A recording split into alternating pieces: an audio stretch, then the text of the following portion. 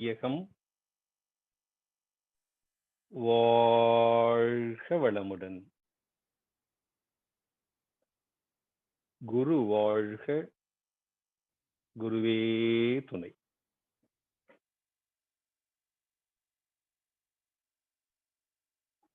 சிந்தனையை, உடல் நலத்தை சீரமைத்து உய்வித்த குருவே வாழ்க.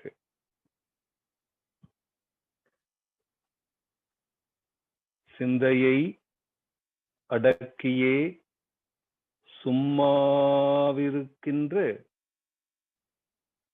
சீரறிய செய்த குருவே, அந்த நிலைதனில் அறிவு அசைவற்றிருக்க பெரும் ஆனந்தம் பொங்குதங்கே. இந்த பெரு உலகமிசை எடுத்த பல பிறவிகளின் இறுதி பயனாகிய சந்ததமும் என்னை மறவாத சாந்த வாழ்வழித்தோய். என் சந்தோஷ செய்தி இதுவே. அன்னையை, தந்தையை, ஆசானை வணங்கி மகிழ்வோம். அன்பினால் ஒன்றுபட்டு ஆர்வத்தால் இந்த ஜூம் இணைப்பிலே இணைந்து அறிவை அறிய வேண்டும் என்கின்ற தாகத்தினால் அகத்தவ சாதனையில் ஈடுபட்டிருக்கின்ற அன்புமிக்க இருபால் சான்றோர் பெருமக்களாகிய மனவளக்கலை குடும்ப உறுப்பினர்களாகிய உங்கள் அனைவரையும் வணங்கியும் வாழ்த்தியும் மகிழ்கின்றோம்.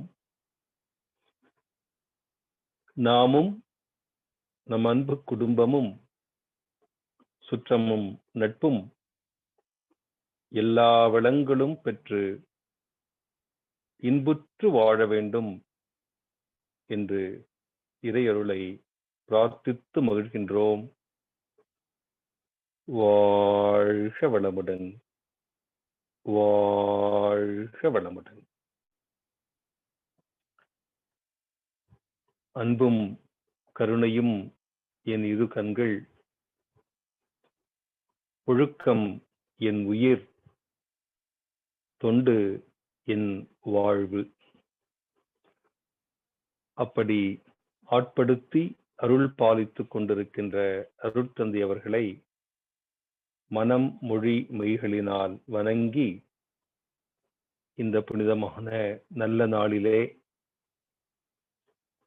நம்முடைய இந்த அற்புதமான இணைப்பில் மனவளக்கலை என்கின்ற தலைப்பிலே நாம் அருட்தந்தையின் சிந்தனைகளை எல்லாம் வாழ்க்கையில் கடைபிடிக்க வேண்டும் என்கின்ற சங்கல்பத்தோடு தொடங்குவோம்.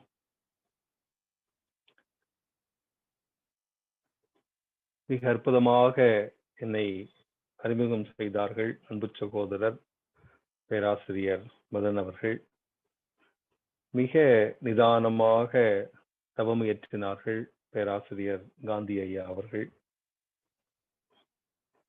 இந்த உணர்வும் இப்பொழுது நாம் இணைந்திருக்கின்ற இணைப்பும் நாம் பல்வேறு இடங்களிலே இருந்தாலும் அருள் அரங்கத்திலே நாம் ஒன்றாக அமர்ந்து நாம் ஒரு சிந்தனையை மேற்கொண்டால் எப்படி இருக்குமோ அப்படிப்பட்ட உணர்வை எனக்கு கொடுத்து கொண்டிருக்கிறது. பெரும்பாலும் கடந்த 3-4 மாதங்களாக மகரிஷியின் நிறைய தலைப்புகளை நாம் சிந்தித்துக் கொண்டிருக்கிறோம். மூத்த பேராசிரியர்கள், இயக்குனர் பெருமக்கள் எல்லோருடைய வாயிலாகவும்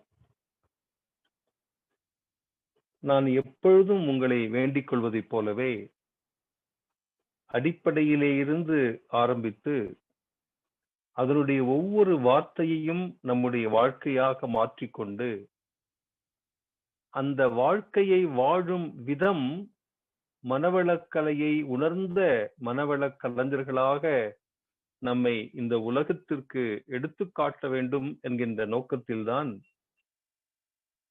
இந்த அடிப்படையான தலைப்பினை நான் உங்களோடு பகிர்ந்து கொள்கிறேன். அம்மா அவர்கள் என்னிடத்திலே கேட்ட பொழுது இந்த தலைப்பை சொன்னவுடன் அவர்களுக்கு ஆச்சரியமாக இருந்திருக்கும். சாதாரணமாக மனவளக்கலையின் பெருமை, மனவளக்கலையின் மாண்பு அல்லது இப்படிப்பட்ட தலைப்பாகத்தான் எதிர்பார்ப்பார்கள். அவர்கள் பாவம் ஒன்றும் சொல்லவில்லை. சரிங்க ஐயா அப்படின்னு சொல்லிட்டாங்க.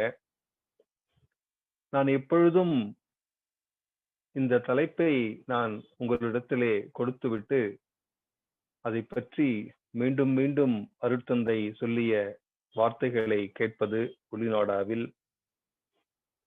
மனவளக்கலை புத்தகங்களை படிப்பது, அதன் பிறகுதான் உங்களோடு இந்த சிந்தனைகளை எல்லாம் பகிர்ந்து கொள்கிறேன்.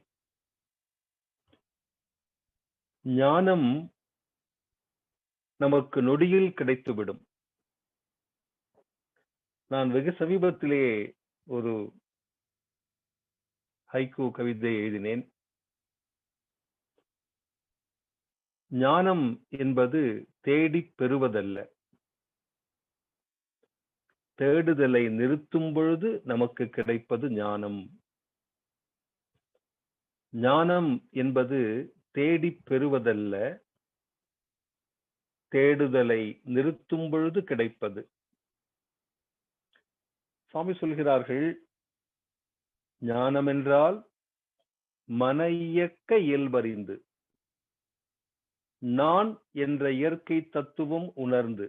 அது ஒரு பெரிய கவி, நீங்கள் ஞான களஞ்சியத்திலே பார்த்து அதை விரித்துக் கொள்ளுங்கள். அந்த கவியை சொன்னால் என் மனம் அதிலே செல்லும். அதை பற்றி நான் நிறைய உங்களோடு பேச வேண்டியிருக்கும். இந்த ஞானத்திற்காக அந்த கவியை நான் கோடிட்டு காட்டுகின்றேன். ஞானம் என்றால் மன இயக்க இயல்பறிந்து, நான் என்ற இயற்கை தத்துவம் உணர்ந்து, மோனம் என்ற ஒன்றாயும் மோகமாதி அருகுணங்களாய் பரிணமித்து. அது அப்படியே அந்த கவியை நீங்கள் ஆழ்ந்து செல்லுங்கள். அப்ப மன இயக்க இயல்பை அறிந்து கொள்ளுதல் தான் ஞானம். நான் என்ற இயற்கை தத்துவத்தை உணர்ந்து கொள்ளுதல் தான் ஞானம். இந்த மனதை, மனதினுடைய இயல்பை, மனதினுடைய இயக்கத்தை, மனதினுடைய தன்மையை, மனதினுடைய விரிவினை நாம் உணர்ந்து கொள்வதுதான் இன்றைய தலைப்பினுடைய உள் பொருள். மனவளக்கலை என்று சொன்னாலே மனதை வளப்படுத்தும் கலை நாம் எளிமையாக சொல்கிறோம். நம்முடைய அன்பர்கள் அனைவருக்கும் தெரியும். நம்முடைய பேராசிரியர் பெருமக்கள் கோடி முறை நமக்கு இதை சொல்லி இருக்கிறார்கள். மனவளக்கலை என்பது மனதை வளப்படுத்தி வாழ்க்கைக்கு மெருகூட்டி மனிதனவன் மாமனிதனாக வாழச் செய்யும் மனவளக்கலை. இதனுடைய 4 செயல்முறைகள்: அகத்தவம், அகத்தாய்வு, குணநலப்பேறு, முழுமை பேறு. இந்த ஒவ்வொன்றை பற்றியும் இயற்கையிலேயே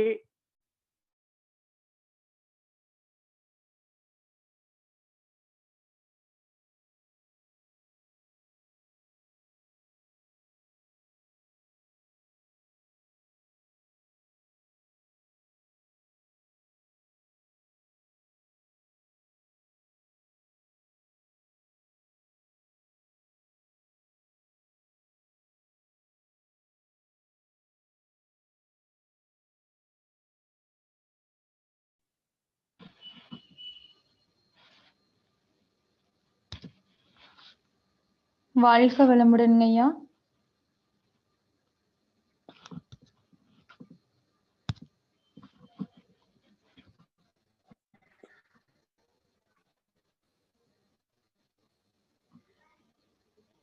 லைன் கட்டாய் ஜாயின் ஆகாதாட்டு இருக்குங்கக்கா, வெயிட் பண்ணுங்க. ஆமாங்க ஆமாங்க.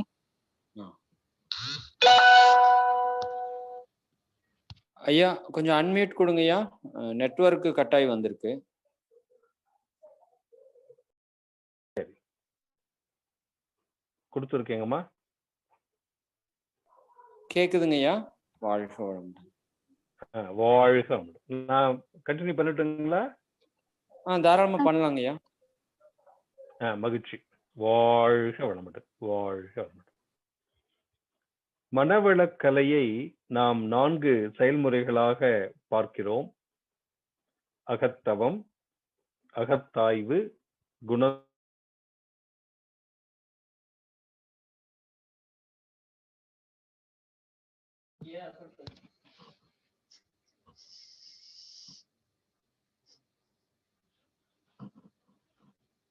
சிந்திக்க இருக்கிறோம். இயற்கையின் விதி அறிதல் நேரம் இருந்தால் அதையும் நாம் கொஞ்சம் சிந்திப்போம். Understanding the law of nature. இந்த 3வது மிக மிக முக்கியம். எண்ணம், சொல், செயலில் விழிப்புடன் இருத்தல். Maintaining awareness in thought, word and deed. அன்பர்களே, அருட்தந்தையின் இந்த வார்த்தைகள் ஒவ்வொன்றும் பல கோடி பெறும். அதை நாம் சாதாரணமாக உச்சரிக்கிறோம். அதை பற்றி நாம் மணிக்கணக்கிலே நாம் பேசுகிறோம்.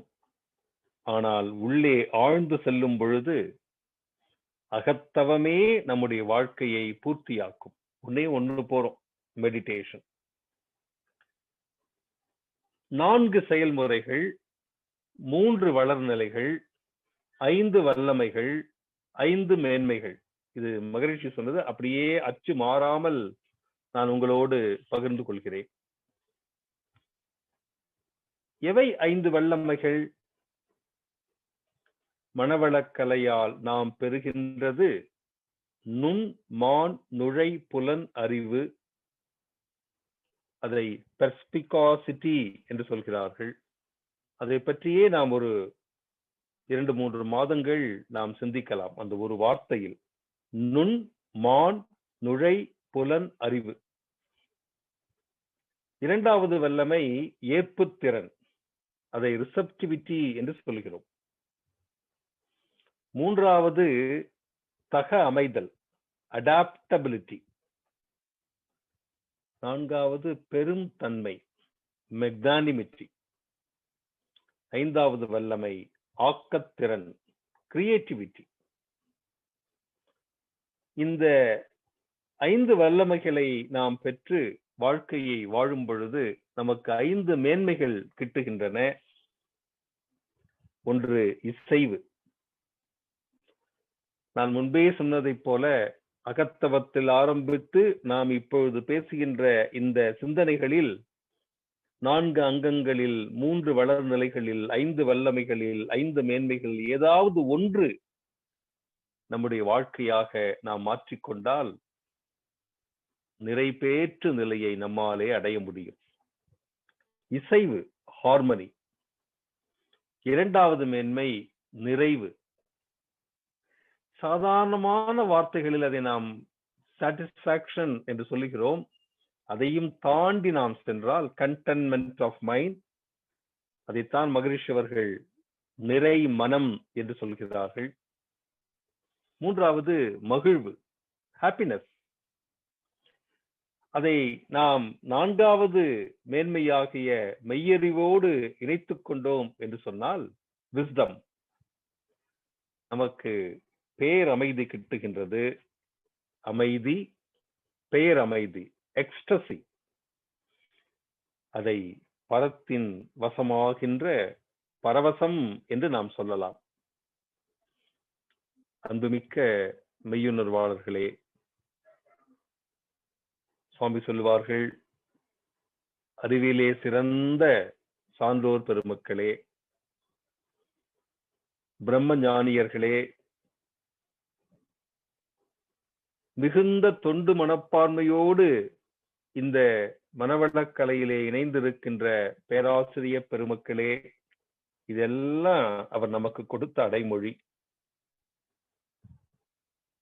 அகத்தவத்தில் ஆரம்பித்து பரவசம் வரையிலும் அனைத்தையும் நாம் பெறுகின்ற இந்த வாய்ப்பை நாம் மனவளக்கலையால் மட்டுமே பெறுகிறோம்.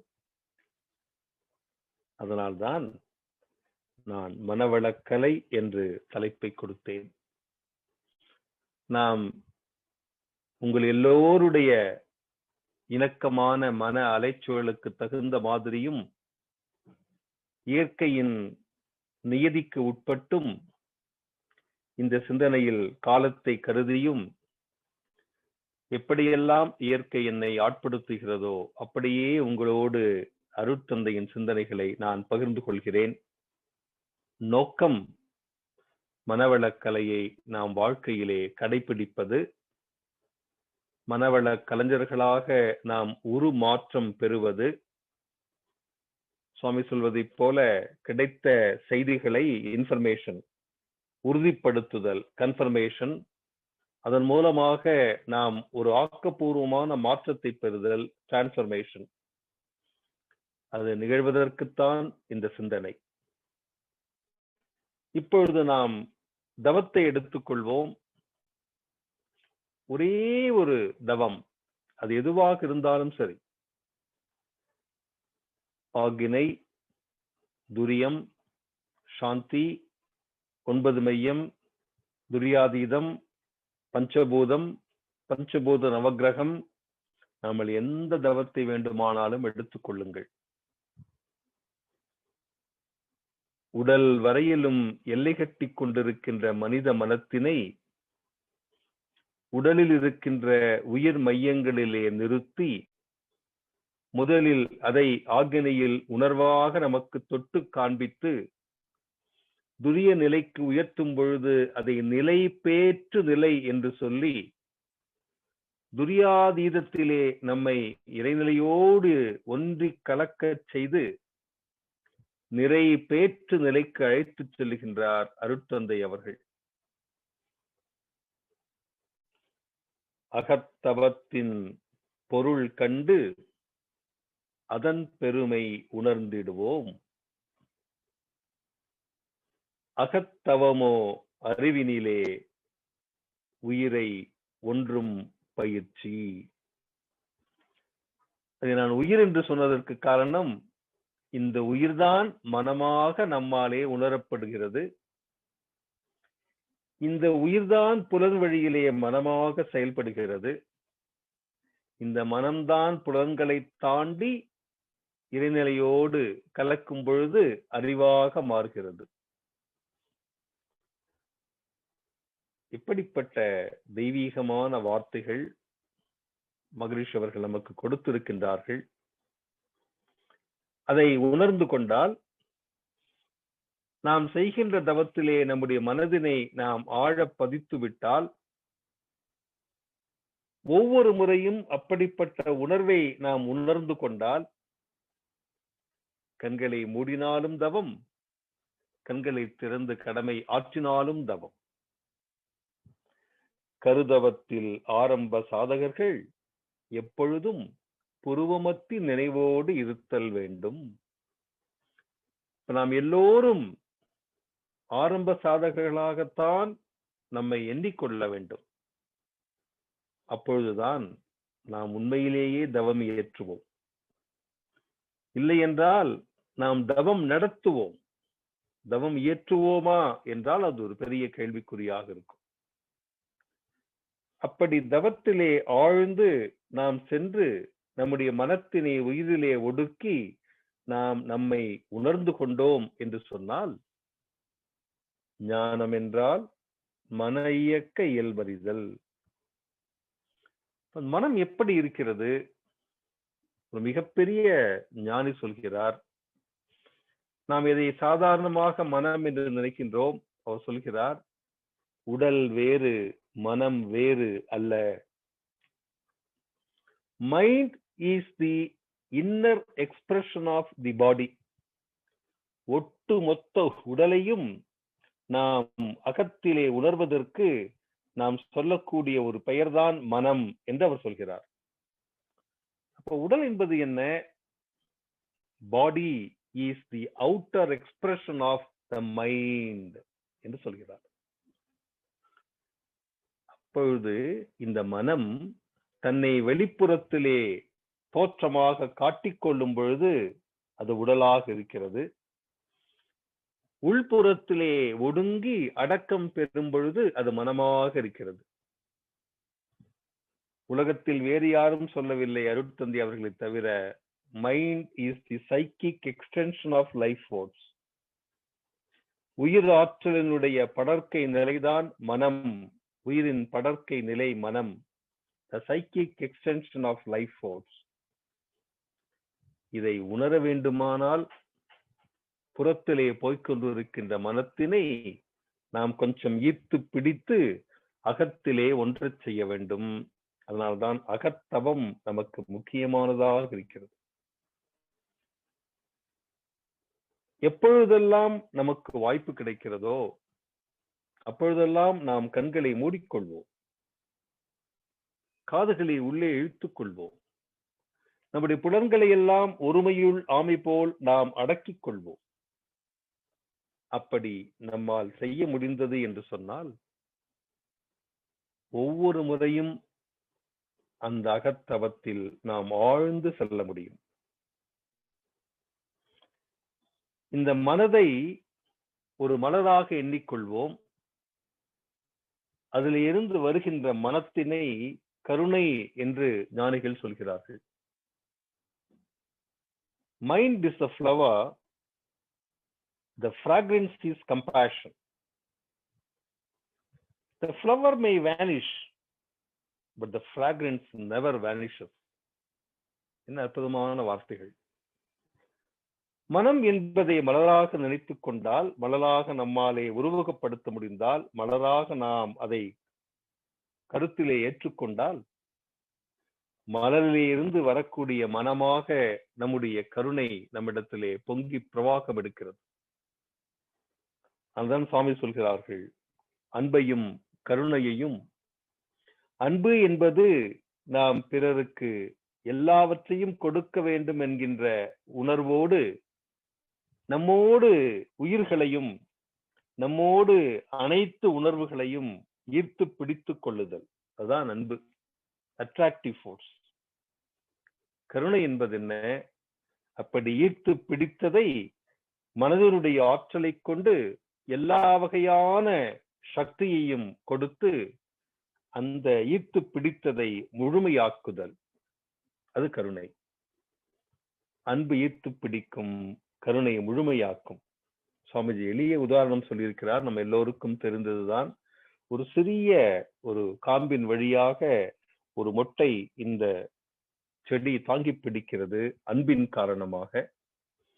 அதே காம்பின் வழியே வேரிலே இருந்து ஆற்றலை உறிஞ்சி அதை கொடுத்து கொடுத்து அதை ஒரு மலராக்கி, காயாக்கி, கனியாக்கி, மீண்டும் ஒரு தாவரத்தை உற்பத்தி செய்யக்கூடிய ஒரு முழுமையான ஒரு வித்தை கொடுக்கும் பொழுது அந்த மொட்டு மீண்டும் வித்தாக மாறக்கூடியது கருணையின் காரணமாக.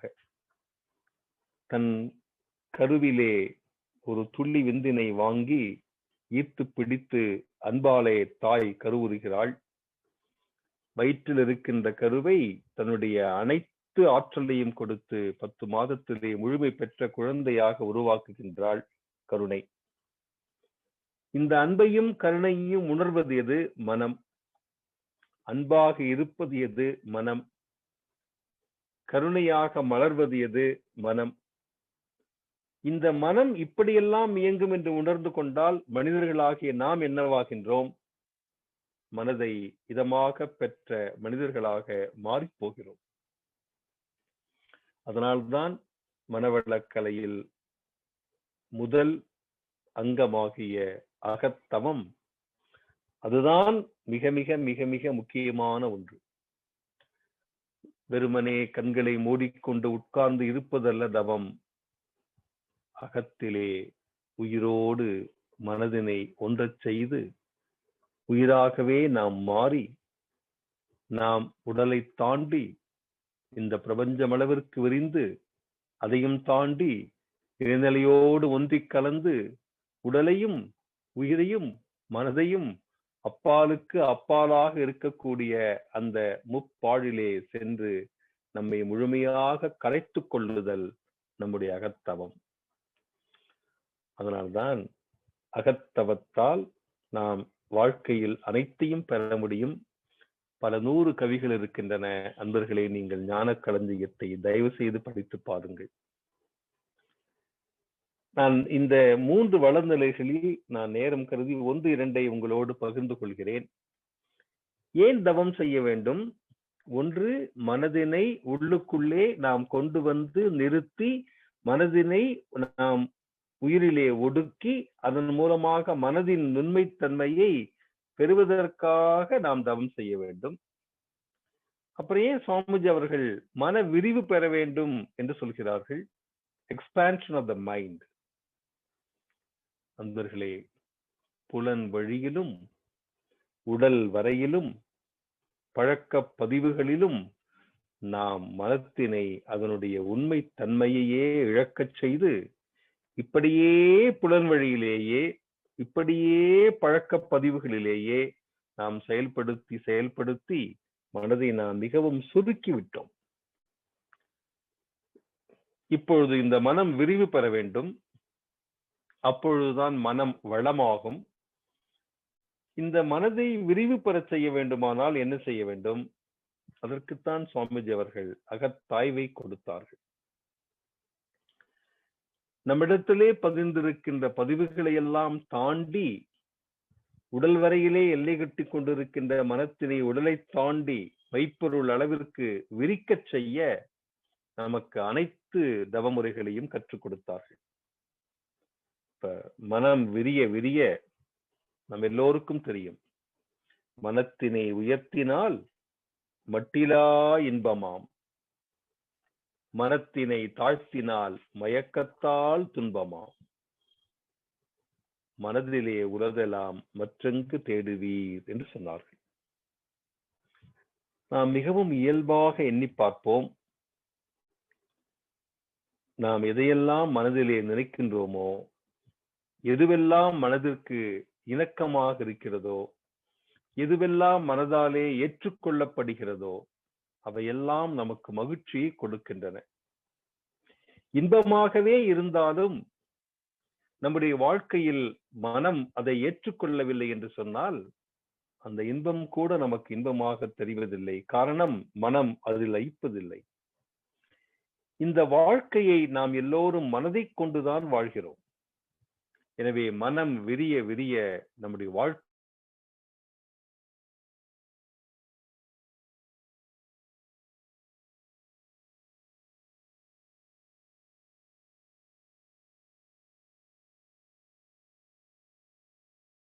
நாம் லயித்து பழகிவிட்டோம் என்று சொன்னால் நாம் எல்லோரும் தெய்வங்களாகவே மாறிப்போகிறோம்.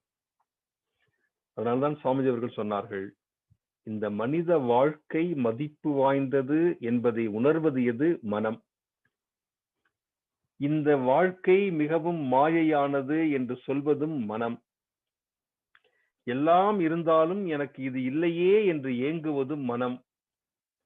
எதுவுமே இல்லை என்று சொன்னாலும் எனக்கு எல்லாம் இருக்கிறது என்று ஏற்றுக்கொள்வது மனம். அதனால்தான் மனதை சுவாமிஜி அவர்கள் வளப்படுத்துங்கள், மனதை விரிவுபடுத்துங்கள், மனதை உயர்த்தி கொள்ளுங்கள், மனதில்தான் எல்லாமே இருக்கிறது என்பதை புரிந்து கொள்ளுங்கள் என்று சொன்னார்கள். மனித உயர் பிறவியதன் மதிப்புணர வேண்டும். மனம், உயிர், மெய் மூன்றான மனிதனிடை ஆற்றல்களை மலர வைக்க வேண்டும். மறைந்திருக்கும் உட்பதிவாம் பல வினை கடமை மனிதனே மாற்றி, எப்படி மாற்றுறது? அறச்செயல் பதிவு செய்து மனிதனவன் உயர் மனிதனாக வாழச் செய்யும் மனவளக்கலை, இதனை பரப்பி நலம் காண்போம் என்று சொன்னார்கள். இந்த ஒவ்வொரு நீங்கள் வார்த்தையையும் எடுத்துக்கொள்ளுங்கள், அதுல ஒவ்வொருத்தரும் ஒரு PhD பண்ணலாம். மனித உயர் பிறவி, அதுல ஒரு டாக்டரேட். அதனுடைய மதிப்பு, அதுல ஒரு PhD. அதை உணர்தல், அதுல ஒரு டாக்டரேட் பண்ணலாம். மனம், மெய் மூன்றான மனிதனிடை ஆற்றல்களை இதில் ஒவ்வொன்றையும் நாம் புரிந்து கொண்டோம் என்று சொன்னால், சுவாமி சொல்கிறார்கள், இந்த மன விரிவு நமக்கு ஏன் வேண்டும் என்று சொன்னால், நாம் பழக்கத்தால் இறுகி குறுகி இருக்கிறோம். அந்த இறுகிய குறுகிய மனநிலையிலே இருந்து நாம் விடுபட வேண்டுமானால், நாம் செய்கின்ற தவத்தின் பலனை, சச்சோதனின் பலனை நாம் முழுமையாக பெற வேண்டும் என்று சொன்னால், நம் மனதிலே விரிவு பெற வேண்டும். அந்த மன விரிவுதான் நமக்கு ஆன்ம விரிவை கொடுக்கும். அப்படி கொடுக்கும் பொழுது, அதனால்தான் நாம் இயற்கையின் விதியை அறிந்து கொள்ள முடியும். ஏன் நம்மால இந்த லா ஆஃப் நேச்சர் புரிந்து கொள்ள முடியவில்லை என்று சொன்னால், மனம் விரியவில்லை. மனம் எல்லை கட்டி கொண்டே இருக்கிறது, மனம் எதிர்பார்த்து கொண்டே இருக்கிறது. மனம் இதுவரையிலும் பழகிய பழக்கத்திலேயே தன்னை மேலும் மேலும் ஆட்படுத்திக் கொண்டே இருக்கிறது. அதன் மூலமாக பெறக்கூடிய அந்த துன்ப நிலையில் மனம் தன்னுடைய உண்மையையும் தன்னுடைய மூலத்தையும் தன்னுடைய மதிப்பையும் அது பெறுவதில்லை. அதனால்தான் அது இயற்கையின் விதியை அறிந்து கொள்ள முடிவதில்லை. அப்படி மனம் விரிந்தால் அது இயற்கையின் விதியை அறிந்து கொள்ளும். அப்படி understanding the law of nature, அதை நம்மாலே புரிந்து கொள்ள முடியுமான என்ன law of nature? Cause and effect system, செயல் விளைவு தத்துவம். நாம் நல்லதை நினைத்து நல்லதை சொல்லி நல்லதை செய்தால் நல்லதே விளையும் என்கின்ற செயலுக்கு ஏற்ற விளைவு உண்டு என்கின்ற இயற்கையின் விதி. மனவிரிவு பெற்று இயற்கை விதியறிந்து நாம் வாழ்கின்ற வாழ்க்கை எப்படி இருக்கும்? அவேர்னஸ். அது மிக மிக ஒரு அற்புதமான ஒரு தத்துவமாக, வாழ்க்கையின் இயல்பாக நமக்கு இருக்கும். அதை நம்மாலே புரிந்து கொள்ள முடியும். அதனால்தான் மகிழ்ச்சி அவர்கள் அதை அயராத விழிப்பு நிலை என்று சொல்கிறார்கள், கான்ஸ்டன்ட் அவேர்னஸ் என்று சொல்கிறார்கள். எண்ணம் சொல் செயலால் எப்பொழுதும் விழிப்போடு இருத்தல். நான் 2 விஷயங்களை நான் இந்த சிந்தனையிலே உங்களோடு பகிர்ந்து கொள்கின்றேன். ஒன்று, மனவிரிவை பெறுவதை நம்முடைய வாழ்க்கையில் நாம் எல்லோரும் அனுபவிக்க வேண்டும். உண்மையிலேயே நான் மனம் விரிவு பெற்றிருக்கின்றேனா என்பதை என்னுடைய பேச்சு, என்னுடைய செயல்கள், என்னுடைய பழக்க வழக்கங்கள், நான் வாழ்கின்ற வாழ்க்கை முறை, நான் பிறரோடு எப்படி என்னை நான் இணக்கமாக பொருத்திக் கொள்கின்றேன் என்கின்ற செயல்முறை திட்டங்கள், இதன் மூலமாக நாமும் உணர முடியும், மற்றவர்களும் உணர முடியும். நாம் செய்கின்ற செயல்களிலேயே நாம் பெறக்கூடிய விளைவின் மூலமாகவும் நாம் மன விரிவு பெற்றிருப்பதை உறுதி செய்து கொள்ள முடியும். நாம் எப்படி மேன்மை அடைந்து கொண்டிருக்கிறோம் என்பதை புரிந்து கொள்ள வேண்டுமானால், மனவளக்கலை ஒன்றே ஒன்றுதான் நாம் வாழ்கின்ற வாழ்க்கைக்கு ஒரு சாட்சியாக அமையும். எப்படி?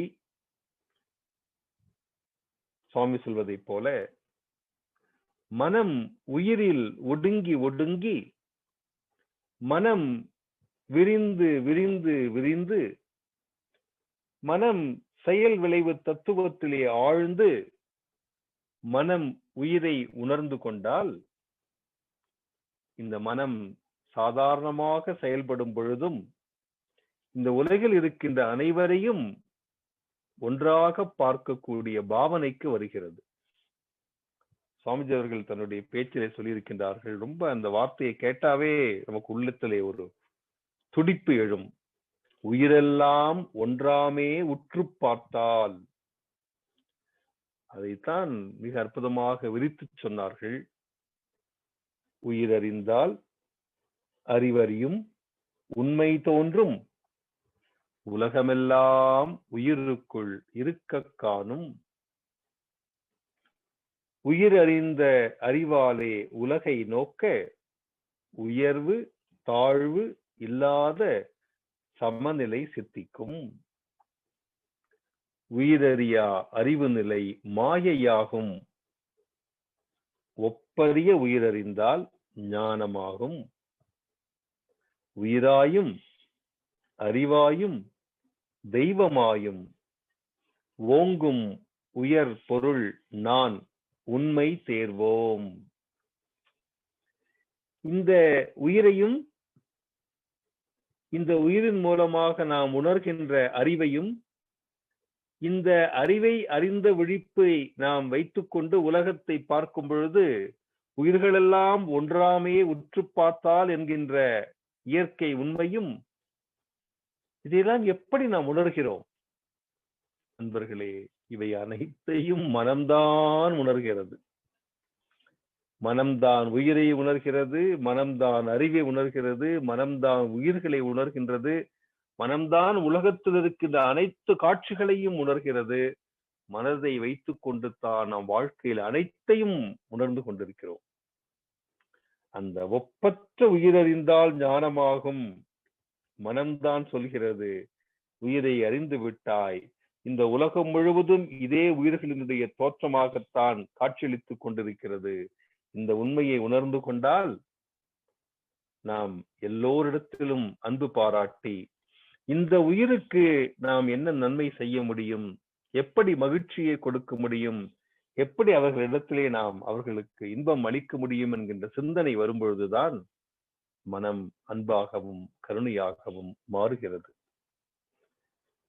நம்முடைய மனிதனுக்கு மகரிஷி அவர்கள் கொடுக்கக்கூடிய ஒரு ஞான கவி நம்ம எல்லோருக்கும் தெரிந்ததுதான். மனிதன் என்ற உருவினிலே மாக்கள் உண்டு, மக்கள் உண்டு, மனமறிந்த தேவர் உண்டு, மதிநிலைத்த மனிதர் உண்டு. மனமறிந்து மன இதமாய் மாக்களுக்கும் மக்களுக்கும் மனமுவந்து தொண்டாற்றும் மாமுனிவோன் முழு மனிதன் என்று சொன்னார்கள்.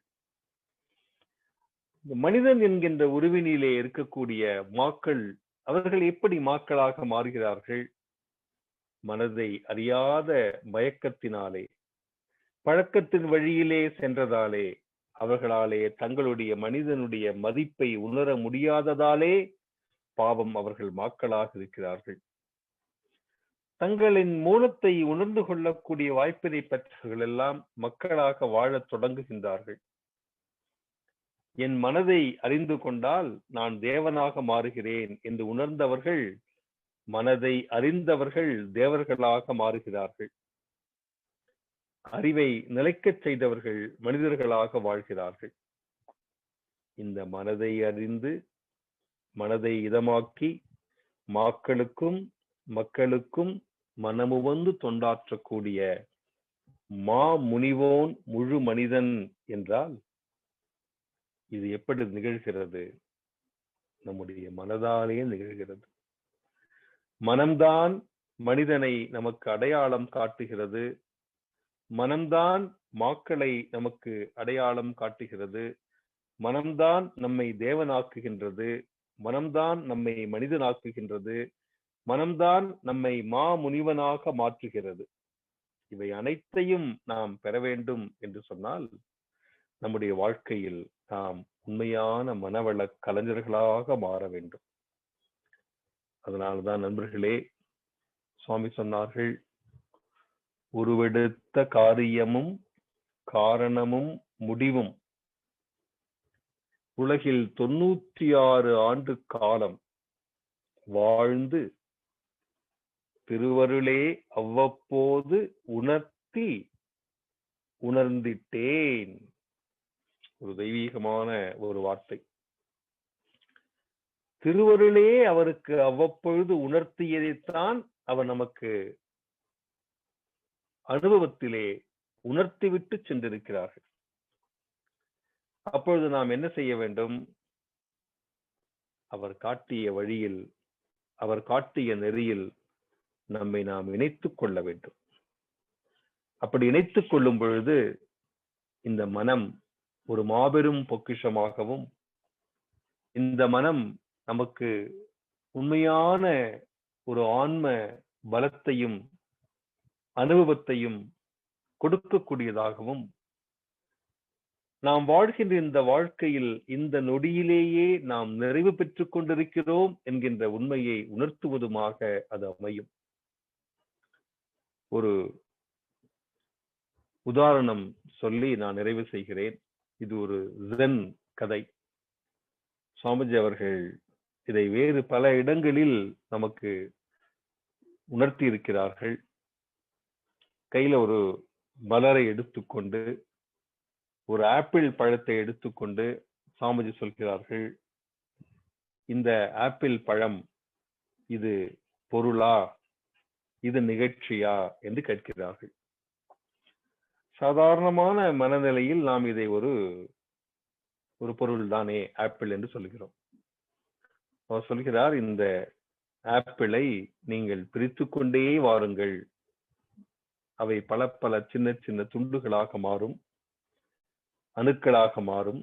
அந்த அணுக்களையும் பிரியுங்கள், அவை பரம அணுக்களாக மாறும். கண்ணால் காண முடியாத நிலையில் அவைகள் அலைகளாக மாறும். இதே போல இந்த உலகில் இருக்கின்ற எல்லா தோற்றங்களையும் மனதில் கொண்டு பிரியுங்கள். நாம் எல்லோரும் பிரிக்க முடியாத நிலையில் ஒன்றாக இருப்பதை உணர்ந்து கொள்ள முடியும். அதை எப்பொழுது நாம் மனதை கொண்டு அறிவுபூர்வமாக நம்மாலே உணர்ந்து கொள்ள முடிகிறதோ, அன்புமிக்க மனவளக்கலை அன்பர்களே, அப்பொழுது நமக்கு உண்மையான ஞானம் கிட்டுகிறது.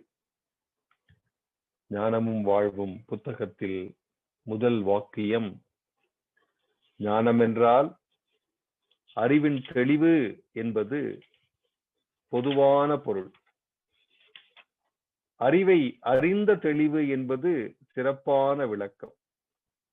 இந்த இரண்டு வார்த்தைகளையும் நீங்கள் மீண்டும் மீண்டும் சிந்தித்து பாருங்கள். மனம்தான் அறிவாக மாறுகிறது. அந்த அறிவுதான் நமக்கு தெளிவை கொடுக்கிறது. அந்த அறிவை அறிந்த தெளிவுதான் நமக்கு ஞானமாக வருகிறது.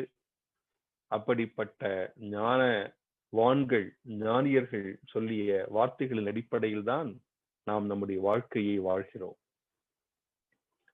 எனவே இந்த மனவளக்கலையில் ஈடுபட்டிருப்பதே நாம் செய்த புண்ணியம், நம்முடைய முன்னோர்கள் செய்த புண்ணியம்.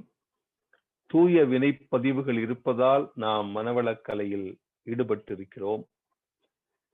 உலகத்தில் இருக்கின்ற அனைத்து மகான்கள் சொல்லிய எல்லா கருத்துக்களையும், அது பதஞ்சலியினுடைய அஷ்டாங்க யோகமாக இருந்தாலும், அது மற்ற மகான்கள் சொல்லிய விபாசனா மெடிடேஷனாக இருந்தாலும், அல்லது ஜென்னில் கௌதம புத்தர் அவர்கள் காட்டிய நீங்கள் 8 வழிகளாக ஞானமாக இருந்தாலும், எந்த தத்துவத்தை நீங்கள் எடுத்துக்கொண்டாலும் அவை அனைத்தையும் மனவளக்கலையிலே கொண்டு வந்து சேர்க்கக்கூடிய ஒரு இனிமையான ஒரு வல்லமையை அருட்தந்தை அவர்கள் நமக்கு அருளி செய்திருக்கிறார்கள். நாம் அதை உணர வேண்டும், மதிக்க வேண்டும், வாழ்க்கையில் நாம் அதை போற்றி பாதுகாக்க வேண்டும், அதை செயலுக்கு கொண்டு வர வேண்டும்.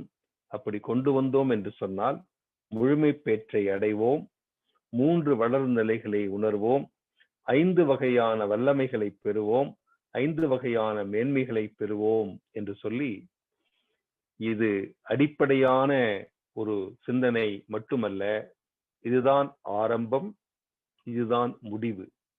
எனவே மனதை வளப்படுத்தி மனவளக்கலையை வாழ்க்கையாக்கி மனவளக் கலைஞர்களாக, அருட்தந்தையின் உண்மை தொண்டர்களாக நாம் எல்லோரும் வாழ்வோம் என்று சொல்லி, இந்த நல்ல வாய்ப்பிற்கு நன்றி தெரிவித்து, உங்களோடு இணைந்து மேலும் மேலும் அருட்தந்தையின் சிந்தனைகளை எல்லாம் சிந்தித்து தூய்மை பெறுவதற்கு நீங்கள் கொடுத்த இந்த வாய்ப்பிற்கு நன்றி தெரிவித்து, உங்கள் அனைவரையும் வணங்கி, நீங்களும் உங்கள் அன்பு குடும்பமும் சுற்றமும் நட்பும் எல்லா வளங்களும் பெற்று இன்புற்று வாழ வேண்டும் என்று இறையருளை பிரார்த்தித்து நன்றியோடு நிறைவு செய்கிறோம்.